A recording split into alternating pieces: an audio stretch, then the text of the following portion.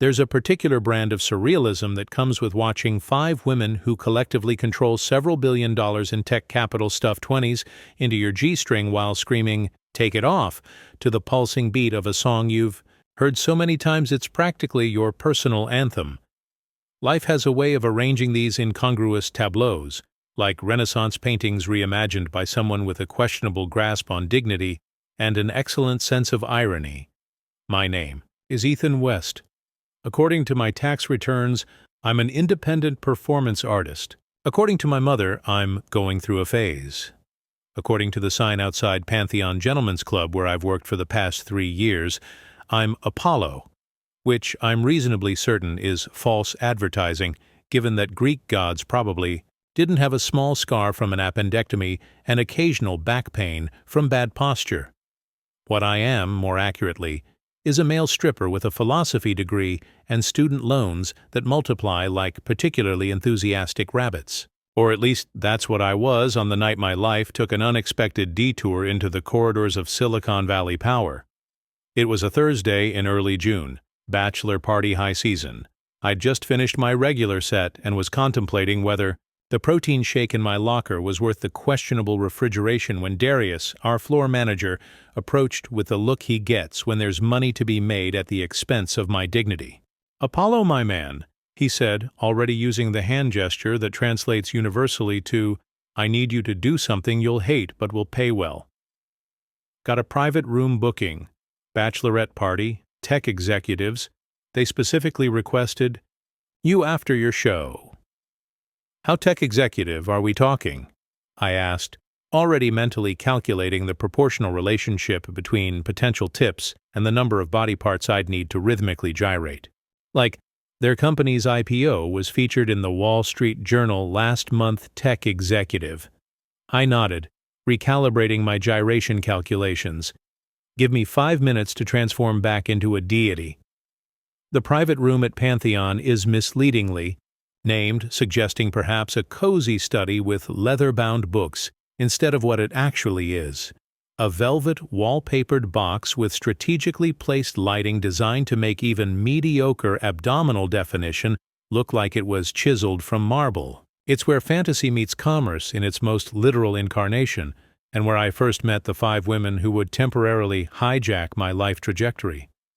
They were already mid-celebration when I entered, champagne, flowing with the casual abandon of people who could afford to be hung over at work the next day, because they were the ones who decided if there would even be work the next day.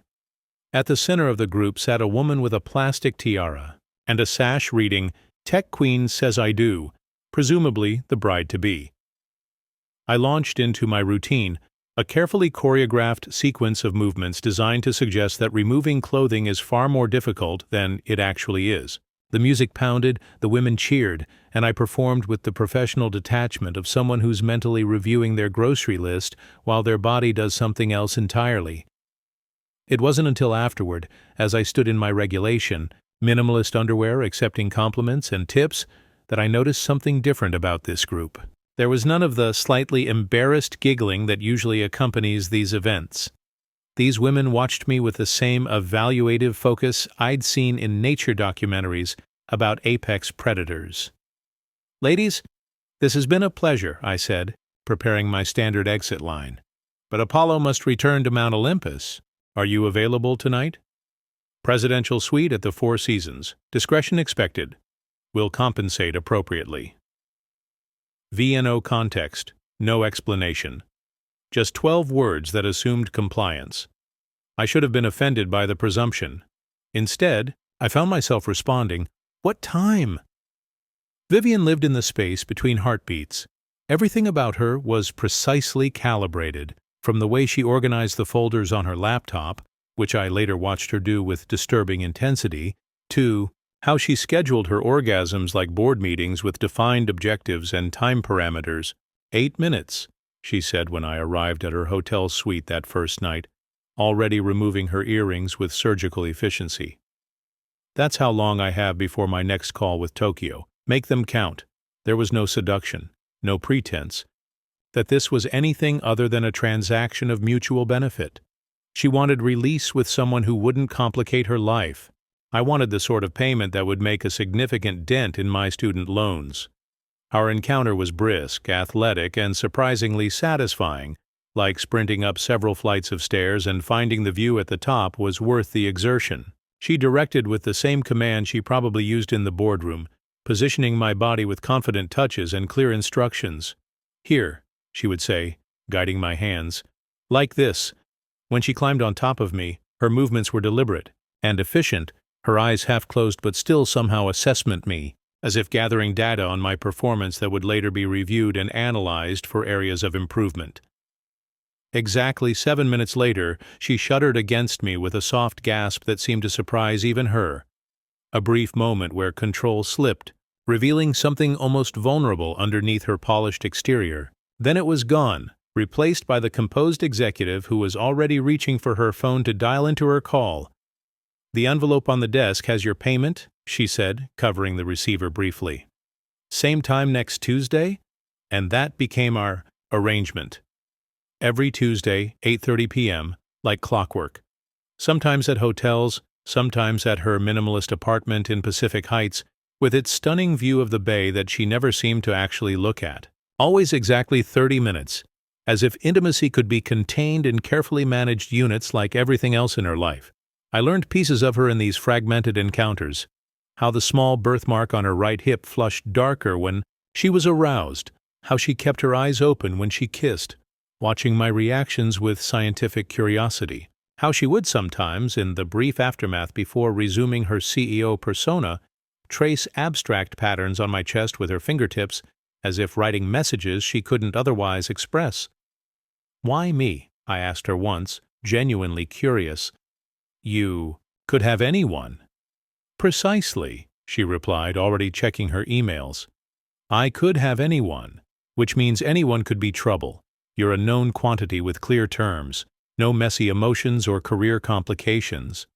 I'm a safe investment," I translated. The corner of her mouth lifted slightly, the closest she ever came to a spontaneous smile, with an excellent return. Our arrangement lasted exactly 3 months and ended as clinically as it began. "My schedule is changing," she informed me via text. "Your services will no longer be required. It's been mutually beneficial." No goodbye. No explanation beyond operational efficiency. Just the sudden absence of Tuesday night texts and an extra $20,000 in my savings account. "How much to keep you for another hour?" This came from a sharp-featured woman in her early 40s with a sleek bob and the kind of posture that suggested she'd never slouched even as an infant. Not dancing, just hanging out. I named a figure that I considered outrageous enough to be declined politely. She didn't even blink before pulling out her American Express black card. "Acceptable. I'm Vivian Clark, CEO of Artemis Tech. These are my executives." And that's how I found myself, still mostly undressed, being introduced to the 5-woman leadership team of one of Silicon Valley's fastest-growing companies, as if we were at a networking event rather than in a strip club with my body oil probably staining the upholstery. There was Vivian, the CEO, whose handshake was so precise it could probably be patented. Eleanor Jenkins, the CFO, who assessed me like she was calculating depreciation value. Rachel Morgan, head of marketing, with a smile that belonged in a toothpaste commercial and eyes that missed nothing. Zoe Chen, chief product officer, who immediately asked about my optimization routine, which I initially thought was about my dancing but turned out to be about my workout regimen. And finally, Diana Foster, HR director, who was already mumbling something about problematic power dynamics, while simultaneously letting her gaze linger on my chest. "So, Apollo," Vivian said, handing me a glass of champagne. "What do you do when you're not taking your clothes off for money?" I contemplate the existential paradox of using my body as both subject and object to pay off a degree that taught me why that's philosophically problematic. I replied before I could engage my filter. Instead of the awkward silence I expected, they laughed.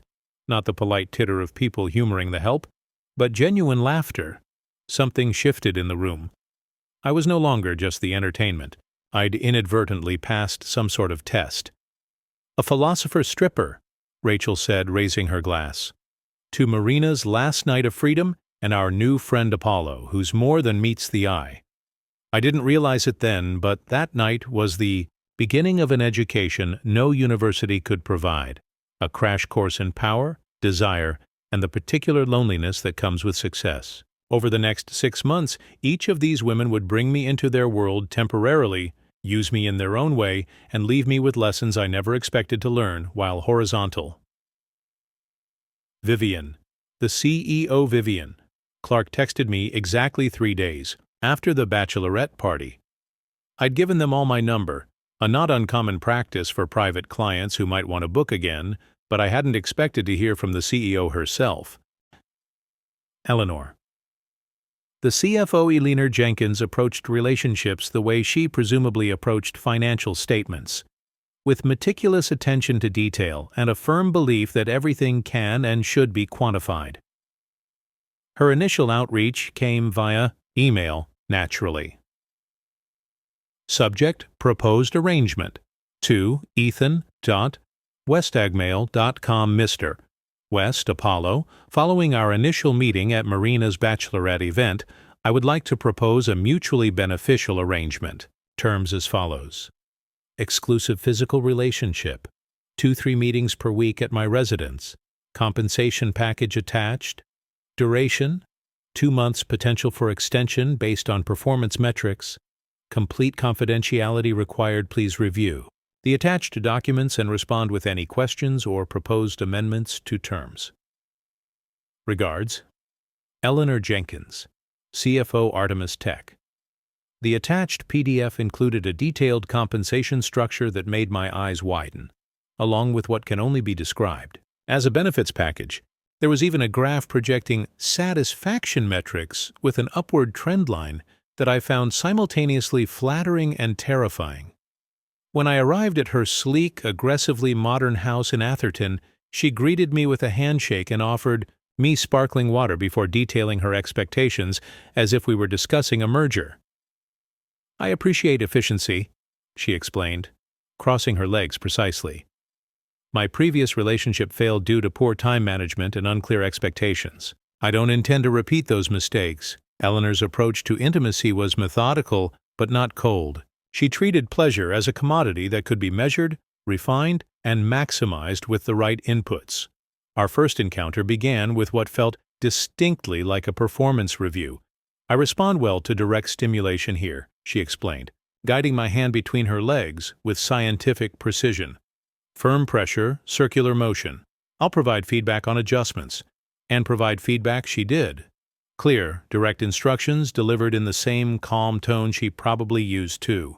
Discuss quarterly projections. It should have been clinical, even off-putting. Instead, I found her transparency oddly refreshing. There was something liberating about clear directions and measurable success. In bed, Eleanor was surprisingly uninhibited within her structured parameters.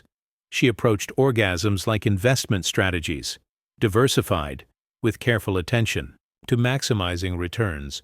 She had spreadsheets tracking our activities and her responses, which she occasionally referenced to suggest optimizations. Last Thursday's approach yielded a 23% increase in intensity, she informed me after one particularly enthusiastic session, reaching for her tablet to update her data. We should incorporate that technique into our regular portfolio. Despite her analytical framework, there were moments when Eleanor's carefully constructed systems would temporarily collapse, times when her breath would catch, her precise language would dissolve into incoherent sounds, and she'd grip me with a desperation that all her spreadsheets couldn't quantify. In those brief windows, I glimpsed something she kept carefully hidden. A woman who wanted to be overwhelmed, to lose control completely in a life otherwise defined by precision. Our arrangement ended exactly on schedule. She presented me with a final payment, a performance review. Apparently, I exceeded expectations in multiple categories, and a reference letter that carefully disguised the nature of our relationship while emphasizing my reliability and attention to detail. This has been a highly successful engagement, she said, shaking my hand at our final meeting. I've allocated funds for a potential renewal in Q3 if you're amenable. I never heard from her regarding that Q3 renewal, but I did receive a holiday. Bonus via bank transfer 6 months later with the memo line reading simply, "Performance incentive." Rachel, the marketing director, where Vivian commanded and Eleanor quantified, Rachel Morgan seduced. Everything about the marketing director was designed to charm, from her perfectly timed laughter to the way she leaned in slightly when you spoke, making you feel like the most fascinating person in her world. Rachel approached me at a charity gala where I was working as a shirtless server, a side gig that Darius occasionally threw my way when wealthy clients requested aesthetic staff enhancement for their events. "We meet again, Apollo," she said, accepting a champagne flute from my tray with perfectly manicured fingers. "Though I think I prefer Ethan now that we're friends." She said this with such warm familiarity that any observer would assume we had a long-established relationship rather than having met once at a bachelorette party where I'd been mostly naked. "I'm having a small gathering at my place this weekend," she continued, slipping me a business card with her personal number scrawled on the back. "Nothing formal, just a few interesting people. You should come." The small gathering turned out to be an intimate dinner party at her spectacular Mediterranean-style home in Los Altos Hills. 8 guests, including myself, none of whom seemed remotely surprised or concerned that their hostess had invited a stripper to dine with venture capitalists and tech journalists. Rachel was magnificent that evening, floating effortlessly between conversations, making connections, ensuring everyone felt special and included. I watched her orchestrate social chemistry with the same expertise I'd watched her colleagues direct companies and capital. It wasn't until the other guests had departed that I understood my actual role in her gathering. "They all think you're a model I'm dating," she explained, pouring us both another glass of wine. "It's good for my personal brand to be seen with someone who looks like you." "So I'm an accessory?" I asked, not particularly offended, but curious about her angle. She smiled, that perfect, calculated smile that probably sold millions in tech products annually. "Everyone's an accessory in Silicon Valley, Ethan. The difference is that I'm honest about it." Rachel's approach to our relationship was the inverse of her colleagues'. Where they separated intimacy from emotion with surgical precision, she blended them with expert skill. Every encounter was wrapped in an approximation of romance, candlelit dinners, meaningful conversations, tender moments that felt almost genuine, until you realized they followed a pattern.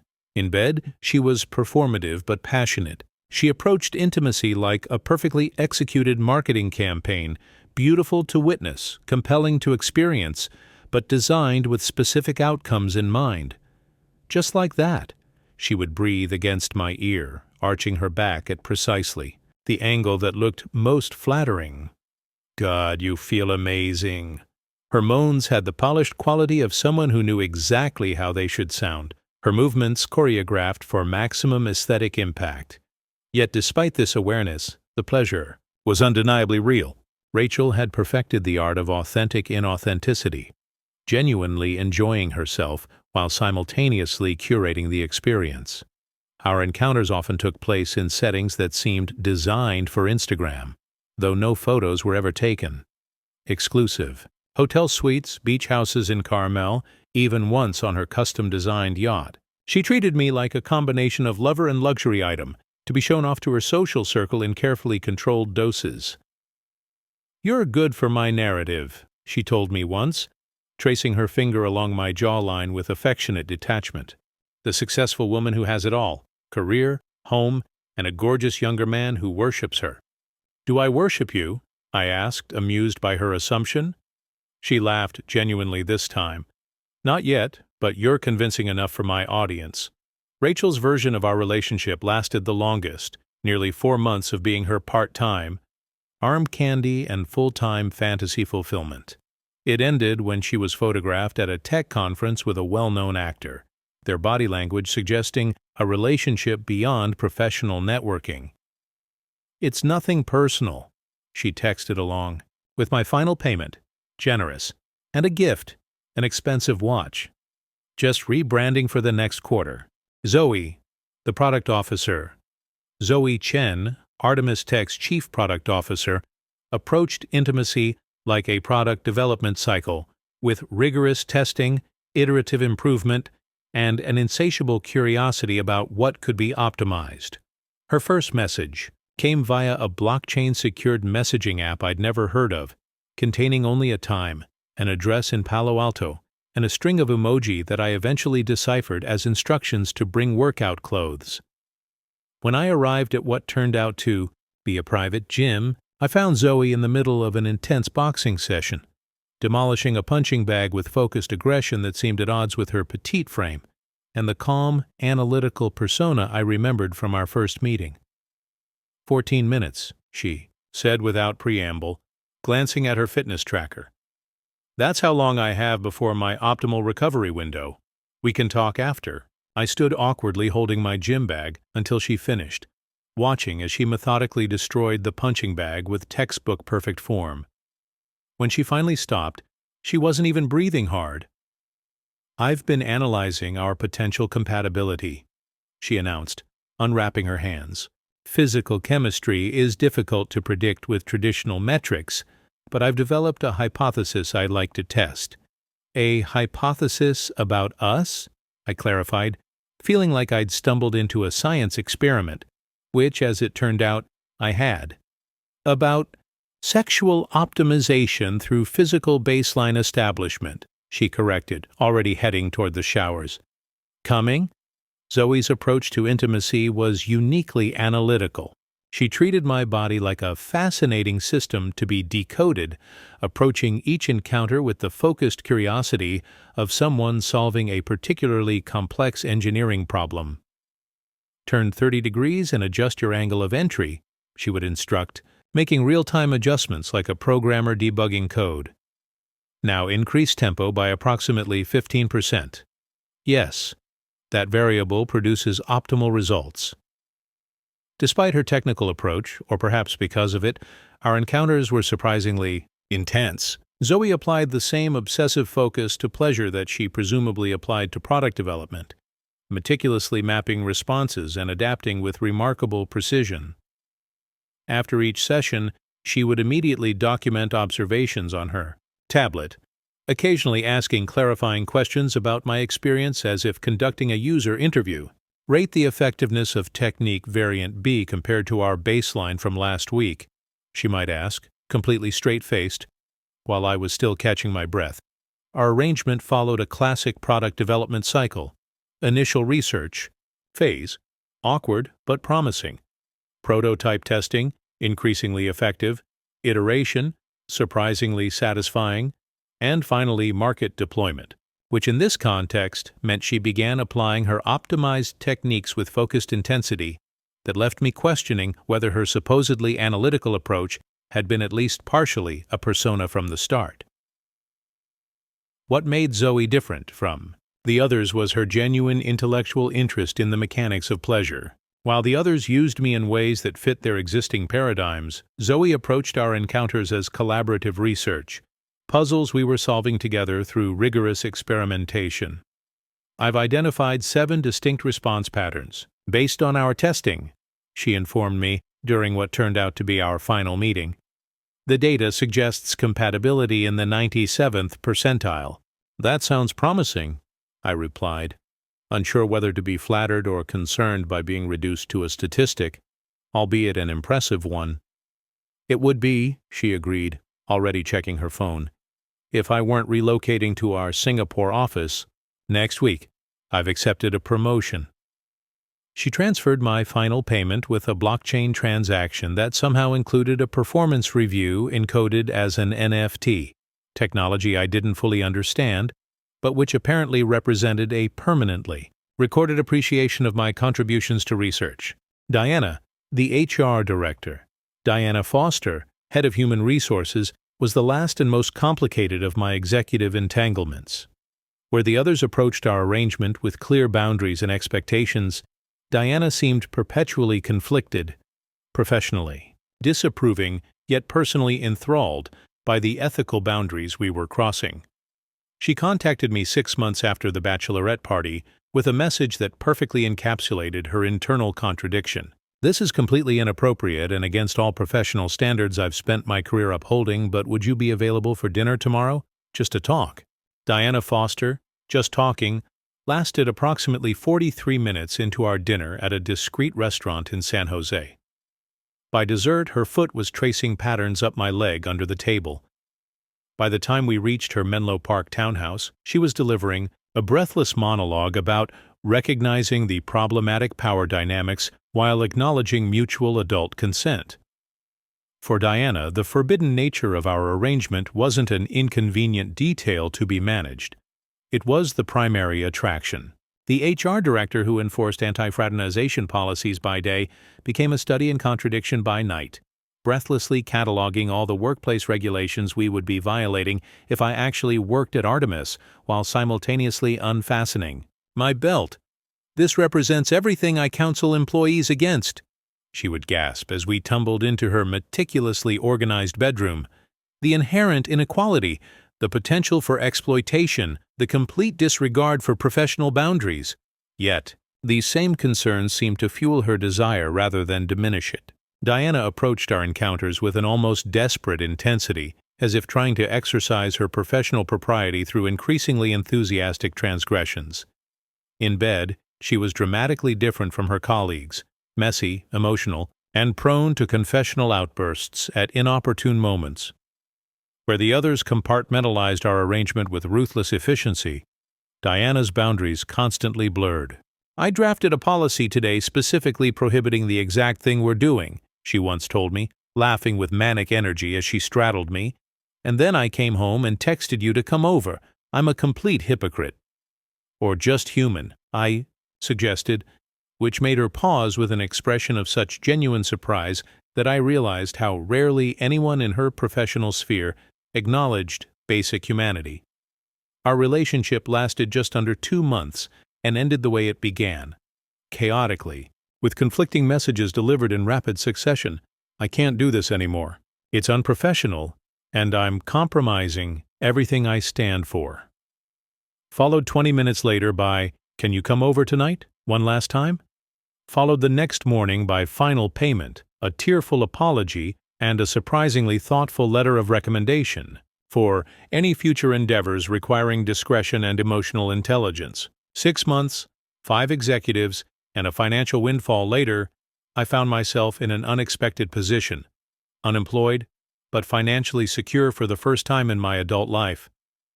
The end came swiftly after Diana's departure from my life. Vivian, apparently, having learned of my sequential relationships with her executive team, sent a terse message informing me that my services would no longer be required by anyone at Artemis, and suggesting I pursue opportunities outside the tech sector's social circles. Pantheon Gentlemen's Club simultaneously decided my brand no longer aligned with their establishment's values, a euphemism that likely translated to "one of our wealthy clients complained." Just like that, I was exiled from both the world of professional stripping and the inner sanctum of tech power I'd briefly inhabited. I should have been devastated. Instead, I found myself sitting in the Tesla I'd purchased with Eleanor's performance incentives, parked outside the Spanish-style house in San Mateo that I'd bought with the combined proceeds of my executive adventures, feeling something suspiciously close to relief. The women of Artemis Tech had used me as an accessory, an experiment, a diversion, each according to her nature. In return, I'd built something unexpected: financial independence and a strange education in power dynamics that no philosophy course had ever covered. I enrolled in a coding boot camp the following week. Perhaps predictably, I showed an aptitude for user experience design. Understanding what people want, even when they don't explicitly state it, turns out to be a transferable skill. Sometimes I see them in the business section of news sites or featured in tech publications. Vivian leading Artemis through a major acquisition, Eleanor presenting at financial conferences, Rachel launching innovative marketing campaigns, Zoe's groundbreaking product releases, even Diana occasionally quoted in articles about workplace culture and ethics. I don't regret our entanglements. They taught me something valuable about the corridors of power and the people who walk them, how loneliness often increases proportionally with success, how those who control vast resources can still hunger for authentic connection, how we all create elaborate systems to get our needs met while protecting our vulnerabilities. The assets I gained weren't just financial. They were insights into human nature at its most contradictory. Powerful women who controlled empires but couldn't always control their desires, who built walls of protection around themselves that occasionally needed breaching. And me? I was never just a body to be purchased, though that's how our arrangements were structured. I was a strange combination of commodity and confidant, physical release and emotional safety valve. I was the safest possible risk for women whose careers depended on perfect risk management. Last month, I launched my own UX design firm specializing in intuitive interfaces for financial technology. Our first client? A small but growing competitor to Artemis Tech, whose CEO happened to attend a certain bachelorette party almost 2 years ago. She doesn't mention our previous encounter. I don't either. But there's a knowing look in her eyes when she shakes my hand and says, "I've heard you have unique insights into user needs." Indeed I do. And unlike Apollo, who was cast down from Olympus, I've managed to turn my fall into something like a flight,